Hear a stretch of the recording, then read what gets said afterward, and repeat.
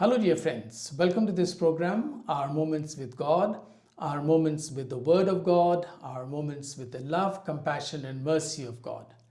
But unlike other days when you have the daily reflection on the Mass readings, today's video is going to be different. As you have seen sometime, that I have also interviewed during my travel different bishops, superior generals, or administrators. So today I am going to interview and introduce to you Bishop Oswald Lewis, who is the former Bishop of Jaipur, and even before that he was an auxiliary bishop in Meerut, and right now he is the apostolic administrator in Ajmer Diocese. So welcome to you, Bishop Oswald Lewis. Sometimes people mistake with Cardinal Oswald Gracious. So, but this is quite clear, Bishop Oswald Lewis. So welcome to this program, Bishop Oswald Lewis. So you have been now the administrator of this diocese for almost a year. And how do you find this job as an administrator? Yeah, I'm grateful to God for giving me one more opportunity to serve the diocese here in Ajmer. Having, as you said, having completed my tenure in Jaipur diocese, I was retired. And in the meantime, there was a necessity in Ajmer as the Bishop of Ajmer, Bishop Pius de Souza, got sick. I was requested to help him out here and take over, look after this diocese. So it has been a pleasant experience for me here for the last 1 year. And I must confess that the priests have been very, very cooperative with me, both diocesan as well as religious. So so to say, I didn't have many difficulties as such. Priests have been very cooperative, and we have been continuing the work that was already being done. So nothing new as such. As you know, as an apostolic administrator, I cannot start any new projects either. So whatever is going on, I have been taking care of that, and it has been going smoothly, quite good. But this diocese is not altogether new to you because you were earlier bishop in Jaipur, and that is part of Rajasthan. Yeah. So you were in some way familiar to this diocese. Yes, as geographical terrain is the same almost. And I knew some of the fathers earlier also. Most of them used to visit Jaipur, or I used to visit Ajmer, and we have a lot of interaction with each other. Quite a few programs are quite common for both the dioceses, for whole of Rajasthan. And having the same background and the geographical setup, I have been finding it quite easy to do the work here. Bishop, would you say a little bit about when this diocese was erected and how old this diocese is? The diocese, I may not be exactly. Yes. But this was of the Franciscans. Yeah, the diocese is almost 130 years old.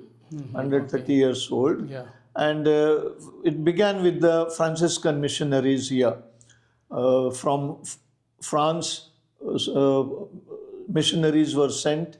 Capuchin fathers came and worked here. This was part of Agra Archdiocese earlier, right? Yes, it was part of Agra Archdiocese. And then the whole of Rajputana was handed over to the Capuchin fathers from France province. And they looked after this province. Bishop Henry Como was the first bishop of this diocese. Then he had lots of Capuchin missionaries from France. In the meantime, he started 2 congregations here. One is Prabhudasi Sisters of Ajmer. It seems that time there was a lot of cholera all around here, and people were dying. People were also illiterate. Girl children had no opportunity to go to school. So seeing that situation, especially to help out the people who are dying of cholera, he started a congregation called Dasis Sisters of Ajmer, and they began to serve the people all over this Rajasthan as well as some parts of Madhya Pradesh, Indore, Jhabua, Khandwa. Today, these three are new dioceses. Uh, that whole this area that was then called Rajputana area. So the sisters really helped the poor people, and in the meantime, quite a few of them became victims of cholera, and it seems many sisters also died. And later on, he started another congregation, Missionary Sisters of Ajmer, to help out in the educational field, especially for girls. And so this new congregation started institutions, schools, and began to serve the people, especially the girl children. Yeah, these two congregations are well known, and they are running this famous college, Sophia College, Yes. which is well known. Incidentally, dear friends who are watching this video, let me also say this Ajmer diocese is where I grew up as a boy. My father came to this town when I was 3 years old, so I did all my schooling here, and I joined the seminary, of course the SVD seminary in Madhya Pradesh, but I went from here, and don't want to say too much about myself, but I was also ordained the priest here in the cathedral just next door in 1978. So I have very good, sweet memories of this place. Now, Bishop Oswald, you have been administrator here. Do you see a lot of challenges for the church here in Ajmer diocese or in Rajasthan per se, because you are also Bishop of Jaipur? Yes, there are lots of challenges. Uh, First of all, the places are very far. This Rajasthan state is very big, large state, and our dioceses, both Ajmer as well as Jaipur, are vast dioceses. In fact, Ajmer is the second largest diocese in India, covering almost 1,40,000 square kilometers, while Jaipur is third largest diocese in India, covering almost 1,29,000 square kilometers. So for us, from the headquarters, from Ajmer, for example, the last station is almost 550 kilometers. And traveling this area, though roads are good and transportation is good, yet it takes 7 to 8 hours to reach the last station. So that is the first challenge that we have. That is almost impossible for most people to even realize or imagine how great and how big the whole diocese or these two dioceses are. Yes, then further challenges, Bishop? Yes, so travel is a challenge going, and then the other difficulties are the priests also, they are far apart. For example, a mission station in Badmer, the next closest station would be 150 kilometers. A mission station in Balotra will also have similar distance to cover in order to reach the next station.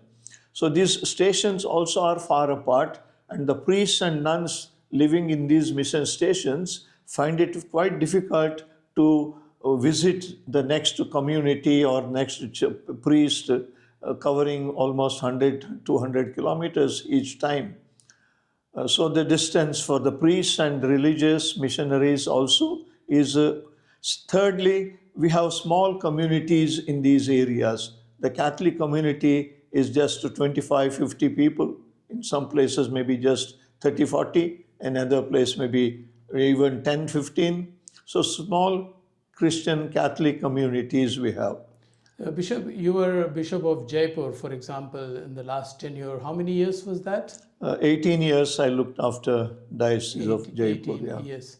So, were you able to accomplish in Jaipur diocese what you had planned and how you were going about? Yes, in Jaipur diocese, I did quite a bit of work with the cooperation of the priests and above all the grace of God. We started many new stations and started some schools and parishes, churches in most of the places where there was no church, etc. At the same time, I cannot say that I have accomplished everything. We have planned quite a bit and have done, with the grace of God, quite a bit of work. And now it is ongoing, mission work is ongoing. So the next bishop also has to continue with that. And as you know, dioceses grow gradually, slowly. And as it is, other difficulties also are there. We have not only not only distance, but also the finances are involved, personnel are involved. In Jaipur, I had very few priests when I began. I had only 10 priests when I began the diocese. And today there are about 35, 36 of them.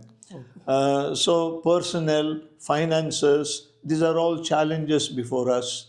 But you are quite humble in saying that you did not accomplish much. One thing I know, because my own sister lives in Jaipur, and the reputation you had is that you were very generous and very understanding and very approachable from people. And so you also began, I remember, a kind of a pension or subsidy for women who are single or single mothers or widows and things like that. So there are a lot of charitable things you did as well. Well, it is a part of our mission. We have to have concern for the poor, concern for the widows, and so we could help the poor children for their education, poor people for their medical treatments, and also the widows' pension. I started in the year of mercy as a part of that project. As the Holy Father also was asking us to do something for the poor, for the widows. So in the year of mercy, I started this widow pension for widows. Talking about the Holy Father, of course, he is sick now, and we do not know what God's plan for him are. But he has also declared this year as the year of hope and pilgrims of hope. So, do you have specific programs also for that? Yes, we have planned quite a few activities, especially the pilgrimages. We have 5 centers of pilgrimages. As I said, the diocese is vast, and so we need different places to help the people to go on pilgrimage. Secondly, all our commissions are planning at least 2 activities in this year of the Jubilee. Uh, Spiritual renewal is one, of course, and then some seminar, enlightenment. Then we have those documents for Vatican documents to study. So we are doing some programs in order to enlighten our people and deepen their faith, give them hope of being pilgrims in this earth, on this earth, and going ahead as pilgrims, as for the Holy Father says. And of course, these days we are praying for our Holy Father fervently that he regains his health and comes back to serve the people entrusted to his care. Yeah, you yourself are now above 75 because you resigned from Jaipur, but you look very healthy. How is your health, Bishop Oswald? Well, I am already 81, not 81. 75. I am 81 because though I submitted my resignation at the age of 75, I was given another 4 years of grace period, so to say. So I continued. I resigned when I retired. I was already 79, and another 2 years have passed. So I'm now 81. But you're keeping Yes. very good health, it looks like, because you are Yes, visiting. people are praying for me. God is blessing me, is giving His grace to me. So I have been able to help out here. So, dear friends, do you notice that he says he is 81? He doesn't look one bit of it. and I had difficulty in getting appointment with him because he was traveling to mission stations at this age. He was yesterday in another mission station, day before yesterday he was in another place. So God is indeed blessing him. So thank you very much, Bishop Oswald, for Thank this you. wonderful interview that you have given. May God bless you with good health of mind, body, and soul, and may you continue to lead the people of Rajasthan into deeper faith. Thank you so much. Thank you. Yeah. Thank you, Bishop.